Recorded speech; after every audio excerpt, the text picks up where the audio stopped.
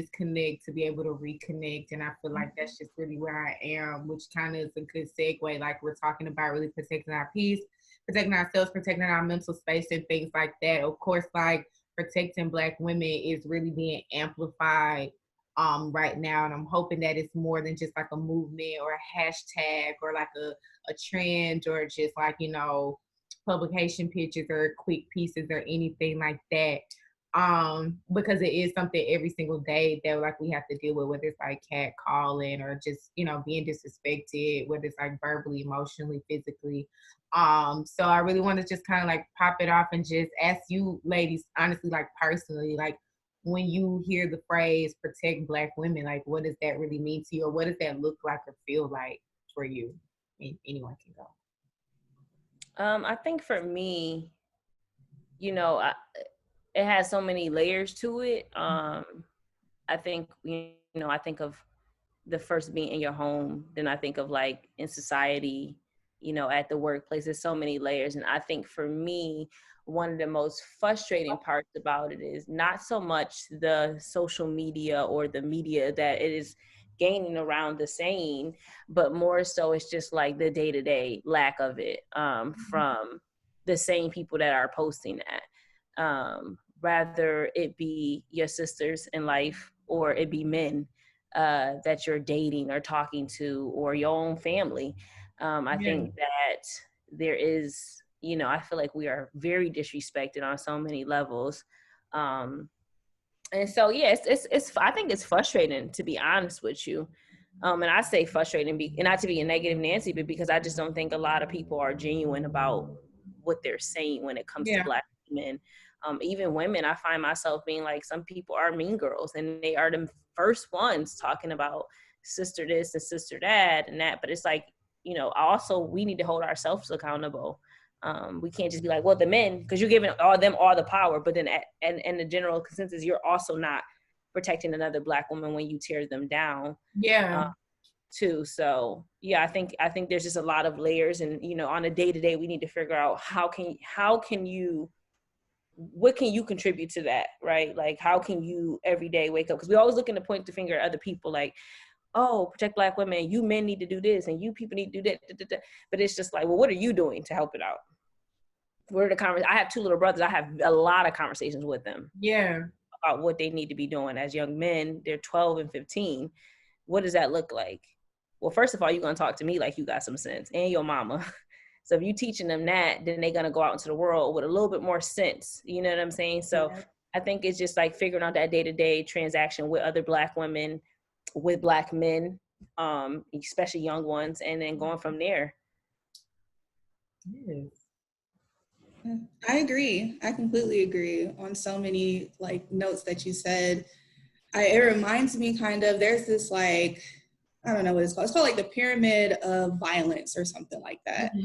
It looks like Maslow's like hierarchy of needs, but like the top of the pyramid is like egregious violence, like murder, assault, like all of this stuff. But like the bottom of the pyramid it's like jokes. It's like little things that people do in their everyday life that all leads to that top of the pyramid. So like, I feel like when people say protect Black women, they only talk about the top of the pyramid. They're only saying against violence. You're only saying against like these egregious things, but you're not realizing that like every joke that you make against like a dark-skinned girl, or, you know what I'm saying? Like everything, every rap lyric that you write, against Black women, all of that adds to the pyramid. That all contributes to the violence. So like you can't say protect Black women and only want to say like from violence. It all leads to violence. So like, again, you were saying, like you have to, what am I doing in my day-to-day life that can actually contribute to the violence of Black women, whether I'm doing it like knowingly or not? And like your actions, and that's men and women and non-binary, everybody like needs to themselves and act accordingly.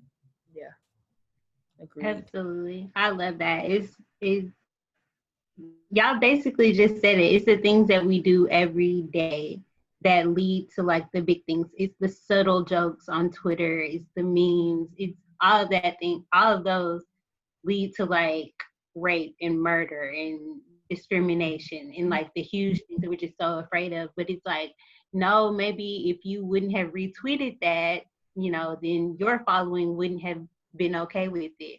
Or maybe if you didn't tune into this person's live and he's a known abuser of Black women, then maybe he'll stop and he'll go away and he'll see people aren't rocking with him like that. So yeah, it's just the little things that people need to pay more attention to. Yeah, no, I agree. I love like that point, like it's the small things.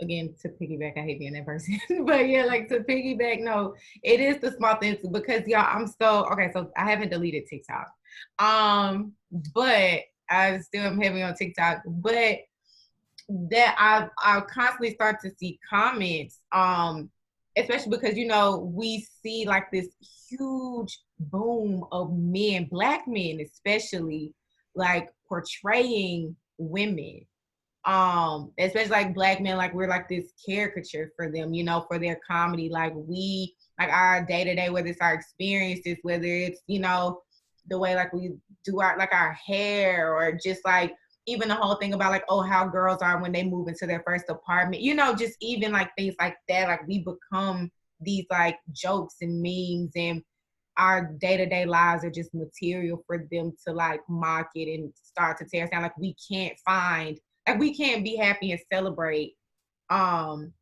things like getting your own place. That's a huge accomplishment. Getting a car, a job, taking a girl's trip, you know what I'm saying? Anything like that. But it's like, oh, bitches be like, whatever. And it become, and that is something that really starts to build up, and you really don't think about that. But I've really noticed like a lot of guys on their platform and start to be, called out for that, because it's like, well, why can't you guys just, pull from your own lives, and why can't that be your material? Like, why make mockery out of us, like just for laughs and jokes? And then that like really kind of goes into, people always ask the question, who protects other Black women? And most Black women will say Black women protect, one another. Like, how true do you guys feel that is? Like, I think that it's subjective, to be honest. I think that a lot of people think they're protecting other Black women, but ideally you're really not.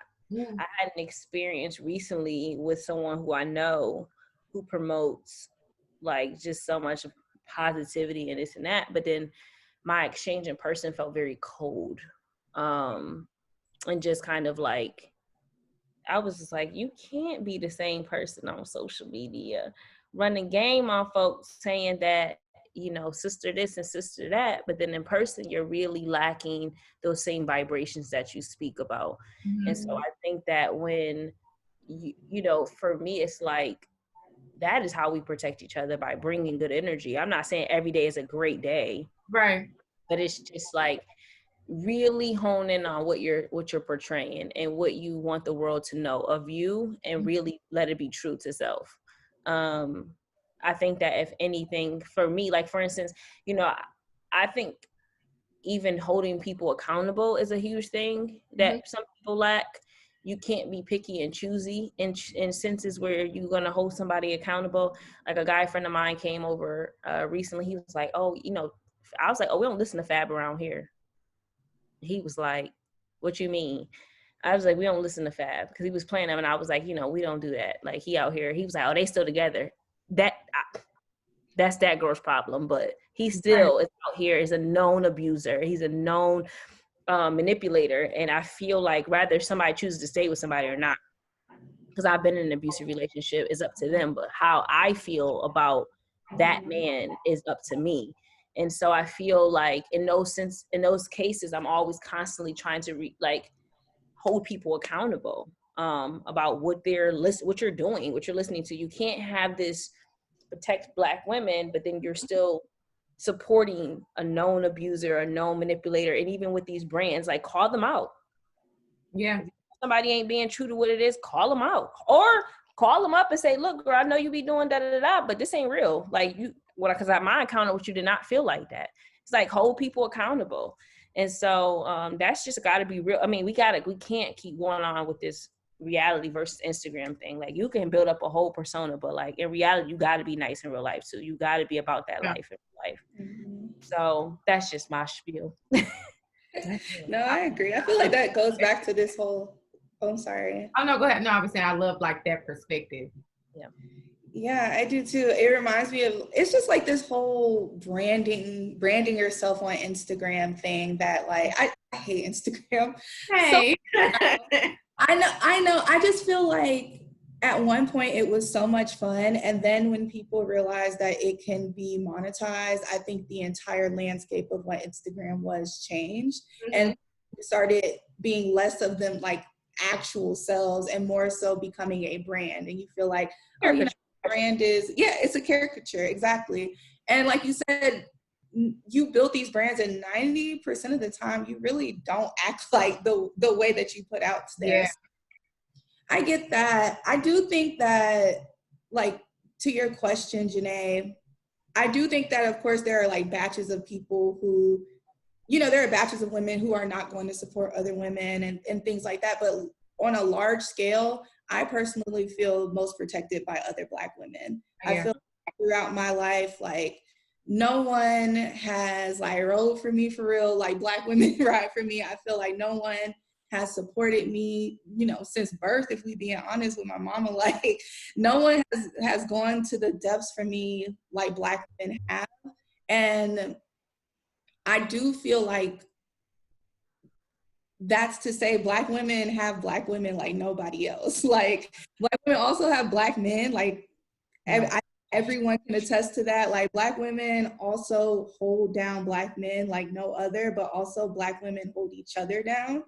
And that part of the conversation is usually lost. Like people don't really recognize just how much we protect each other as well. When it comes to protecting Black women, for me, it's in like going into womanhood, adulthood has been really different because, like, first of all, I'm a Southern belle and I'm a daddy's girl. So, like, inherently, I grew up around men who were just like super protective, very doting, very caring from like a genuine place. So, when I would get on Twitter and people would be like, abolish Black men are the weakest link. Like I used to take that personal because I'd be like, oh, you don't know my daddy, you don't know my older brothers, like you don't know my homeboys. Like I never, you know, just felt like I've been out here in the world with nobody to look after me. But I had to realize that that's rare. And like a lot of people aren't living that life. A lot of people did not have that growing up, and they still do not have that as we continue to grow into adulthood. And so you can't take it personal, and you can't say, well, this is my experience, so I'm going to assume everyone's experience is like that. You have to look at it as this is like the one time where it's okay to make a generalization. Because as a whole, like there's a reason why Black women are paid the least. There's a reason why Black women aren't represented. And it's because of like somewhere there's a disconnect. Somewhere there is someone who is not advocating for a Black woman when he, she, or they could have been.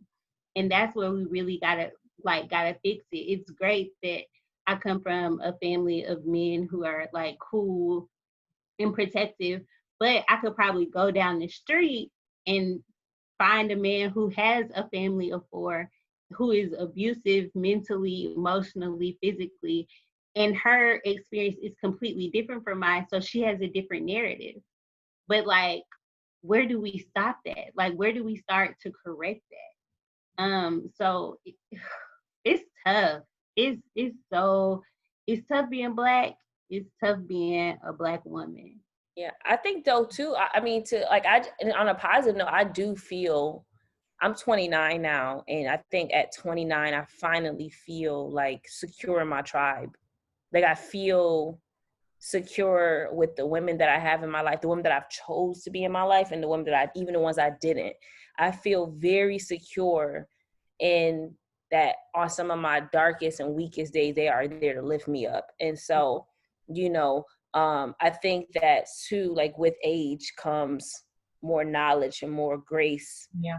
And I don't even think I would be, even like right now, having a hard time with this move to the West Coast. the only people I've been able to call is my girlfriends. My guy friends don't care.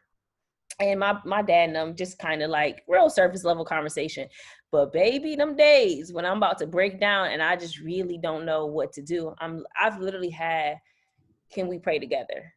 Can like we just talking about, you know, whatever, you know, whether it's just like last night, me and my girls, I don't watch The Bachelorette. I don't watch these shows, but they was like, oh, would you watch with us? And we had a group chat and just watched because we know a few dudes on there. And I was like, oh, this was so good. Y'all needed this. Like, it was just nothing but keys and laugh. And it just really showed me like how much I really do gravitate to women, but especially Black women, to bring me up all the time. And so, yeah, on a positive note, I think that like when you do have your tribe, it's the most fulfilling feeling in the world. It's almost like a man for what? Like for who? Because my girls got me. So, so yeah. I'm sorry, I'm trying not to cry. Oh, don't cry. No, I'm gonna cry later, not on here.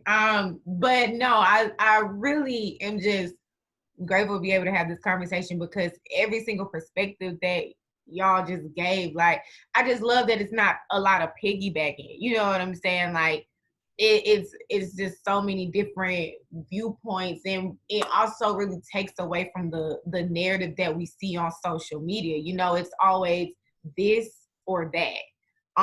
There's never like, well, this was my experience, this was my experience, and my experience, and like and like Sydney said, like, so where and how do we begin to fix that? You know, because similar to Kay, like me and my dad, like I grew up a daddy's girl, but as I got older, came into my own, like we just, you know, started just, you know, just doing whatever. So, but your experience is, 100% different. You know, it's like, well, I'm a Southern Belle, I'm a daddy's girl, and because you're from Alabama, right? Mm-hmm. So that is like true, like that's true Southern. Like my South is like country, so it's a lot.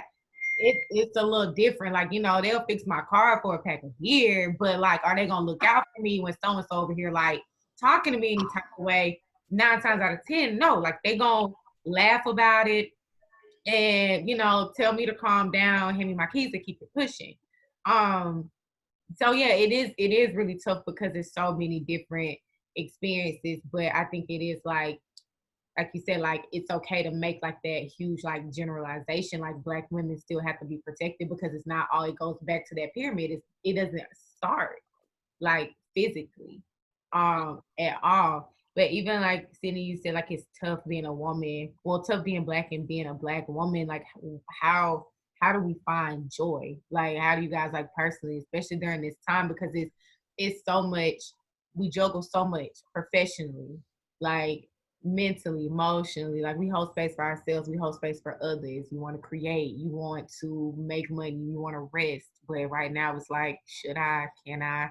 So like, you want to contribute your voice to these conversations, but then you want to like tap out because it's like, man, I'm tired, like I'm screaming into a black hole. Like, we keep saying the same old thing, and it's like, okay, today y'all got it, tomorrow you don't. So it's just like right now, like, how do you find joy? How are you finding joy? Wine.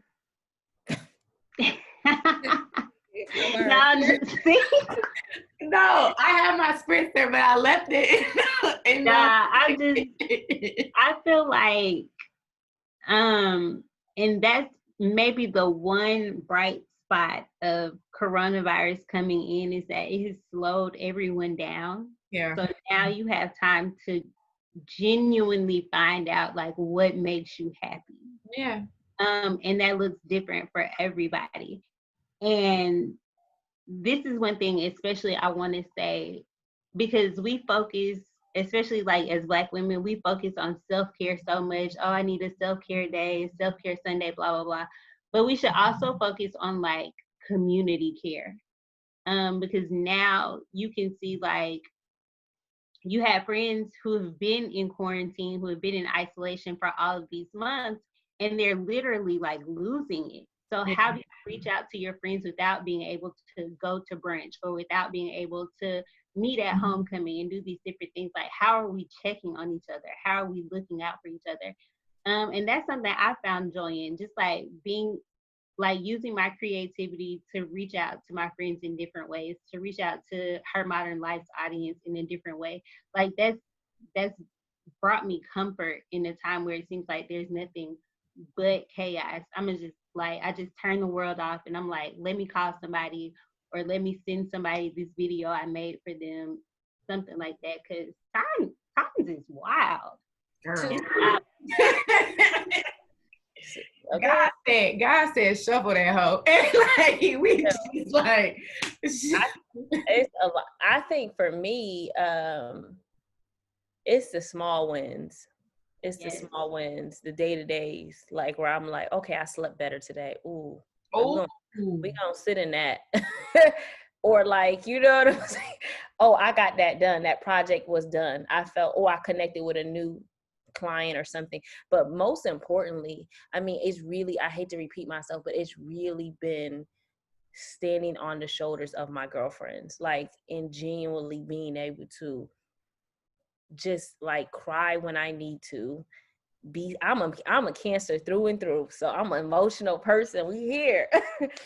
And so I need a cry often. I need a moment of just I need to vent. I need to listen to other people's issues too, so I can be like, okay, what's happening? Let me be here. I think I just find I'm telling you, I pick up the phone all the time. I talk to my friends all the time. Like, I find so much joy in finding new ways for us to connect. I have friends who I have not even seen in a year or so, who I am so close to, but I talk to them every day, all day long. Whether we decide we want to do a Zoom call, a group chat, we've done fitness challenges together. We've done, let's do a recipe we all try, or, you know, whether we're all supporting each other's content constantly.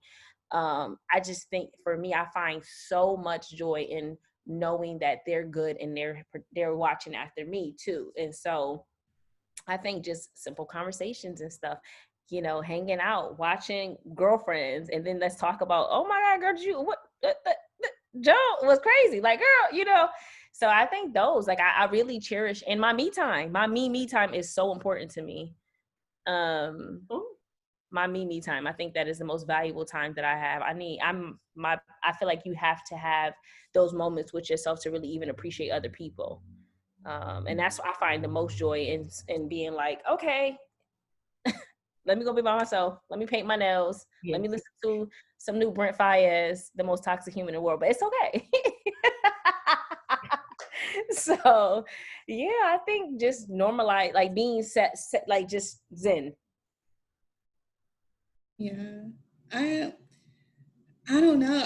You guys have great answers. I feel like area of my life where I'm definitely still like working on, like, being completely transparent. Corona, this whole time frame for me was a complete mind fuck. Like, when I realized through this, I was very addicted to being busy, like to constantly have stuff to do, to constantly like jump in and run in. And I like have always thought of myself as a person who, like, I love solitude. I always have my like Sundays. Everybody knows, don't ask me to do nothing. Like, Sundays are my day completely. But like, you know, Monday through Saturday, I was still constantly ripping and running. So this is the first time that I've really like sat by myself, and I live alone. So literally sat by myself, you know, a lot of times. And it's rough. Like, some days are really good and some days are just not.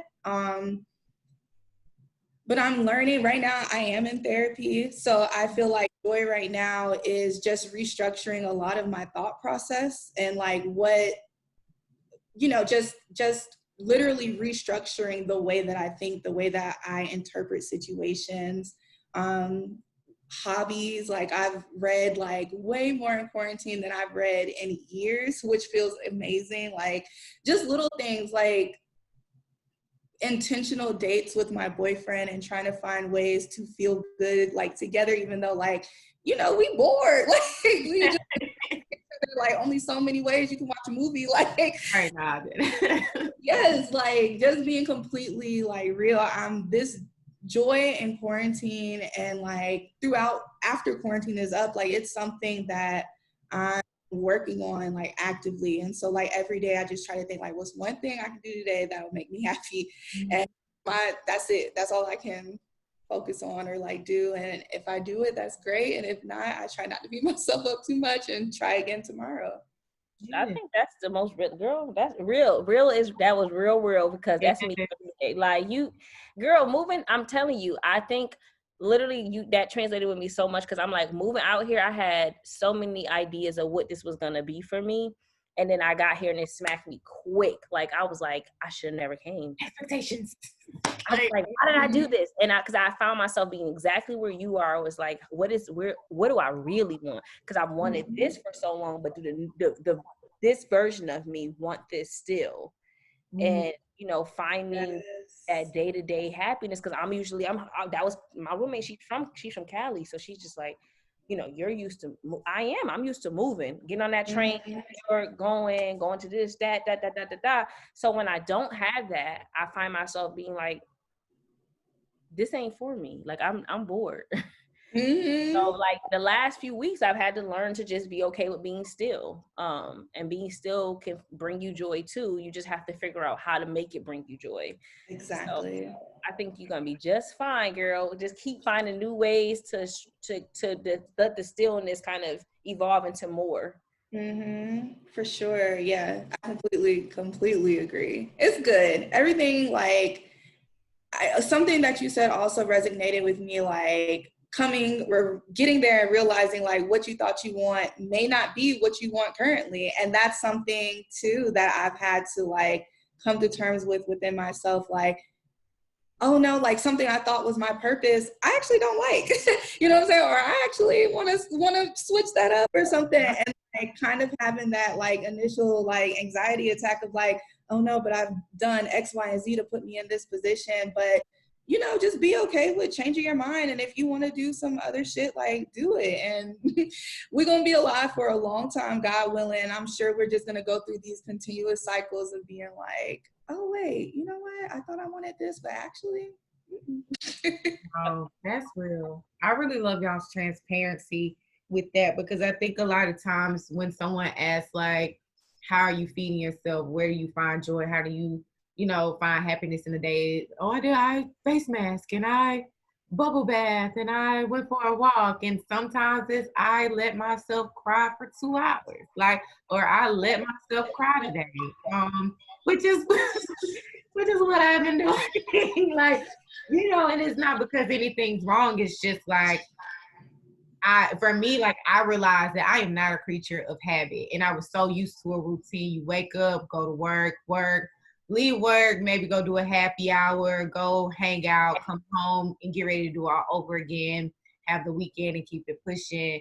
Quarantine first started, I was in flight mode. I literally was like, you are so productive. You're killing it, y'all. I was like anxious as hell. I didn't know if I was losing my job. Like I didn't know like what was gonna happen. You know what I'm saying? Because I got my own place. I'm like, bitch, gotta pay rent. Like I'm not at home. Like I'm not, you know. And it was just so much. And I just kicked into autopilot. And then one day I just crashed. And I sat down, like, and literally, you know, living alone. I literally sat by myself. Went through a breakup, wasn't even in a relationship. So like, you know, just like one near them the ones that hurt most. Those hurt most, girl. So, you know, but that's just real, like, you know what I'm saying? Just really, you know, friendships was just kind of whatever. Like, I definitely have my tribe, but it was kind of holding on to friendships. We just friends off the strength of I've known you for like 5+ years. And for me, like finding joy, like I said, it's letting myself cry. Honestly, like not saying sorry for it. Like I stopped apologizing a lot. You know, I sleeping. You know, I didn't pressure myself to wake up at 8:30 in the morning anymore. Like if I roll over at 10, thank God I got up. Like, thank God I'm here, you know. And I think from, you know, and just, I started watching like all the horrible, like the low budget Black movies on Amazon Prime. That is like my thing now. Like all the plays, like all the straight to DVD, straight to streaming, you know, just like laughing, like just really being okay with like really being by myself. Like if y'all want to go do something, I'm not like waiting on my invitation, or I'm not apologetic for not coming through. You know, it's just like I'm really, really, really enjoying myself. Work sessions by myself keep me young. Oh, y'all want to know? Let me tell you. I thought of you today when I got on this call. I said, well, listen, we're gonna bring it up at least one point. You know, the strangest thing that has brought me so much joy in the last 2.5 months is Hamilton. Oh my God. Okay.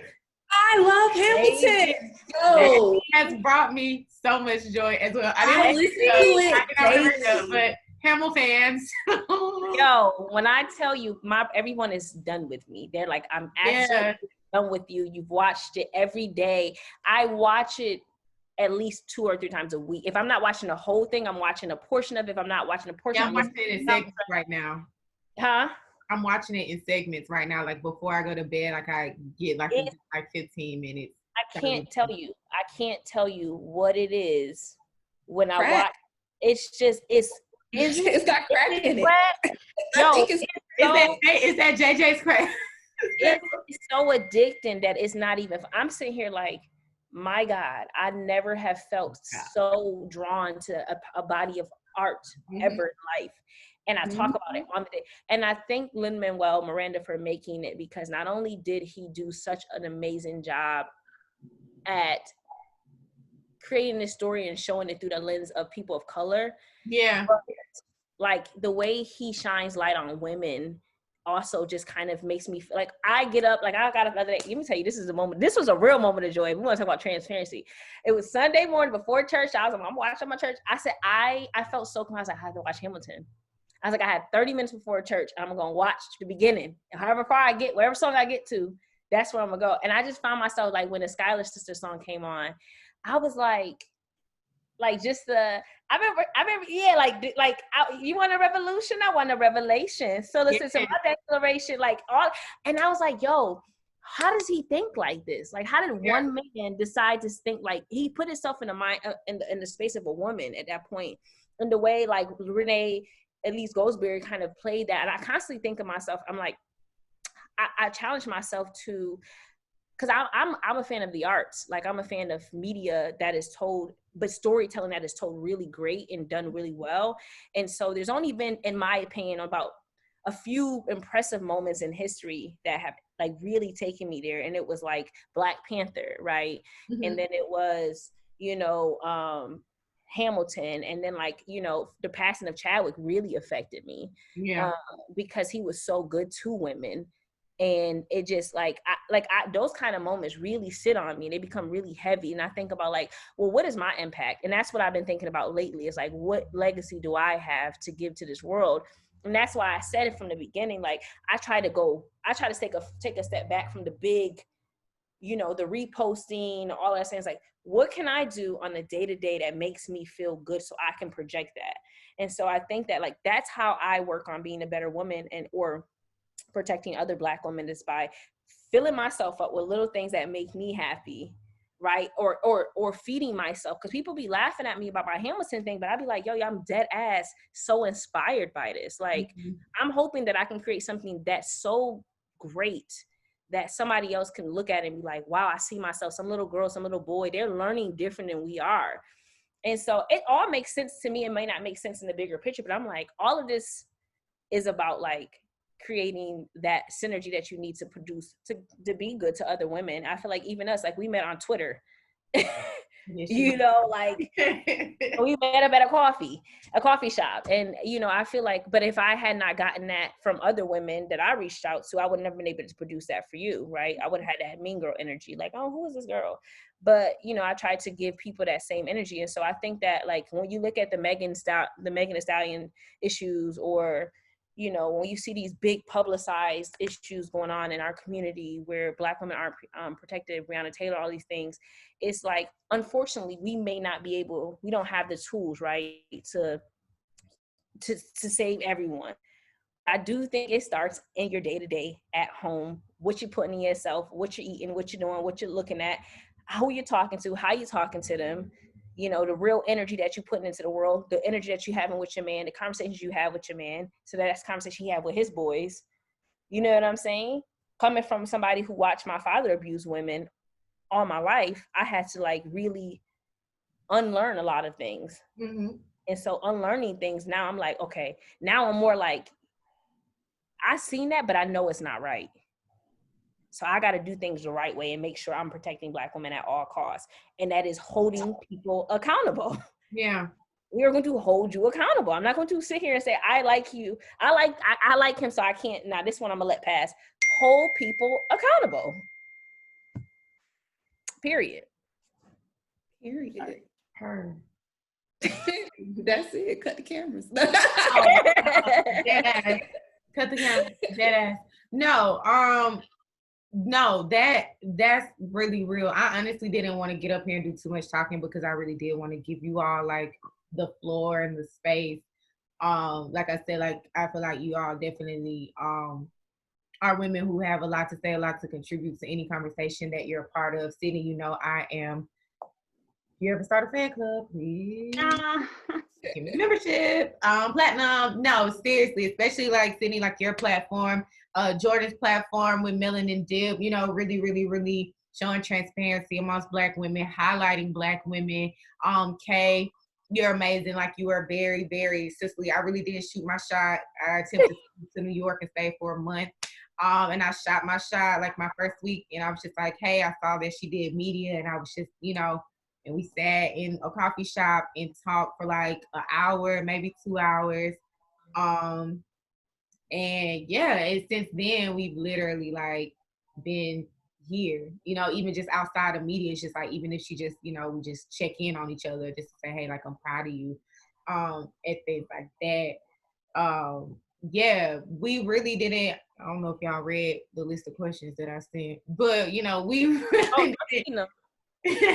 No, we really, normally it's just like a guide, like an outline, but I love like when the conversation really just flows and I don't, you know, want to continue to like beat it or like, well, let's drag it out. I really do appreciate y'all, and I didn't want to hold y'all up for too long tonight either, because like I said, I know it's a weeknight. I'm gonna cry when we get off of here because this really was really great. I really, really do appreciate y'all, and I'm gonna send individual text messages, so please respond. But, no, we appreciate you too. Right. I think it's just really, really, really great, and I love the perspectives and the transparency that like each of y'all really like gave tonight. Like seriously, you know, I feel like there's so much more that has to be done, but figuring out the root, you know, like the fact that we can just have these conversations, pull from our own experiences and things like that, and really kind of step away from the same narrative that we see on social media, because of course we see the same things being amplified and pushed out, and not to say like one is greater than the other, but it's just like Black women still aren't protected. Like Sydney said, like I can walk down the street and see something, you know, like we can be at the store and hear, you know, Black woman being talked to any type of way, you know, and it's just like, well, what do we do? Like, how do you stop that from happening before it amplifies into the physical violence and even worse, like, you know, Black women are dying, you know, so. I do wish too, though, one of the things in the media that I wish would just kind of, I just wish that we had an overall value instead of like, pick us up when you need us the most kind of value. Yeah. I think that that's one of the most frustrating things in media that I see. Like during the debates, you know, they like, well, I can't wait for Kamala to come up because she's gonna really say, but why does it take Kamala, the Black woman, to really put her foot down? Why can't other people have put their, you know what I'm saying? Or I did see like, oh, such and such should have been a moderator. And it's a lot of times it'd be like, it would be Black women, because they like, oh, Black women would have handled it like that. But it's just like, y'all want us, but so when y'all need a strong personality, it's good to use us, right? But then when we sometimes then we're looked at like we're too strong, and so like you said, people are playing us as caricatures and this and that, and it's also relevant to the dating scene. You know, I think a man who is down on himself or insecure don't want us half the time. They will go where they are most comfortable. And so I think, you know, when it comes to protecting Black women, it's like you said, it's beyond abuse. It's like physical abuse, I should say. It can be in so many different platforms and different, so many different lanes in your life. And it's like in the workspace, in the dating world, because I feel like the most I see disrespect is in the dating world, to be honest with you. A lot of Black men are out here chanting and hashtagging or whatever, but y'all disrespect your woman on the day to day. And so I think that continuously pushing out those messages of, you know, challenging people's thoughts. Instead of putting the hashtag protect Black women, write up something about how you can protect us and put it in people's face, challenge people's thoughts, and, you know, let that be a lesson learned to them. Like, and watch how many reposts you're going to get or retweets you're going to get. Yeah. You know, actually, if we demolish the whole idea of the hashtag and actually, what does it mean to protect a Black woman? Well, here's a list. And start sending that around. Let's see how many people, because they're going to feel guilty, and people have to check themselves at that point. And so that's something that I would want all of us to take from just even having this conversation. It's just like, you know, it's cute, right? It's cute to say these things, but then we have to actually go out and do the work. And it's just like challenging social media, challenging the media world, challenging the way people look at Black women too. And being like, you know, we're not here for your personal use. Like, this is, you can't, you know, you can't pick us up and use us when it's relevant for you. So yeah, I'm just challenging all of us to all continuously do the work that we're doing, whether you have a good platform on your social media or a Twitter account or a media outlet or whatever it is, just constantly reinforce what it means to protect us, not the actual saying, but what it means to actually protect us. Yeah. Yeah, and teach people, and like you said, hold them accountable, especially within your relationships. Ain't no way you should be dating a man who doesn't believe in protecting Black women, like, period. So don't trust a man that refers to other women as hoes and bitches. Period. Like every other woman is every name in the book. Well, baby, I ain't mean you. I meant her. No. Because he's hugging you and opening your doors, what you think he called you to his homeboys? Yeah. And even that, like, people don't have, even about being like homophobic and stuff, have all these conversations and root out all of that shit. Like, all of that shit has to go, like, period. You shouldn't have any types of relationships, even like with your parents. I have some uncomfortable ass conversations with my mom because I'm like, no, sis, you can't do that. You can't think like that. You gotta reshift. So I think you're right. Like, yeah, your media, your social media, but like also your day-to-day, like every relationship you have needs to reflect like your values. Yeah. I do also want to just commend you so much, Janae. Like, when we talk about here, like doing the work and like, what's the little things we can do? This is it. This is you doing the work. This platform of bringing us together and having this conversation is literally like tangible evidence of you producing something that's going to protect Black women. So like, I want to thank you, and I want to just like give you your kudos. And I know it makes you, you know, uncomfortable, but I do just want to give you your spotlight. Because you're doing your part, and that needs to be recognized. And you're doing it without needing an audience, a huge audience. Like, you're just doing the work. And that's what I'm talking about when I say do the day-to-day work. Because like, I don't even know these two ladies, but I'm rooting for them because of you, right? So like that you know, and I've been rooting for you since I sat down with you at the coffee shop. So regardless of the, you know, whatever it is, that you're doing the work, and that's what we appreciate. And I appreciate you for including us all in this. Thank you. I'm really sweaty. I'm wearing dark clothes. No, seriously. But no, I appreciate. That's all I got. I don't want to be emotional. No, seriously. I think that's just a good note to end on. I really do thank you, ladies. Again, for your transparency, perspectives, for making yourselves available. Could have been anywhere in the world. She here with me.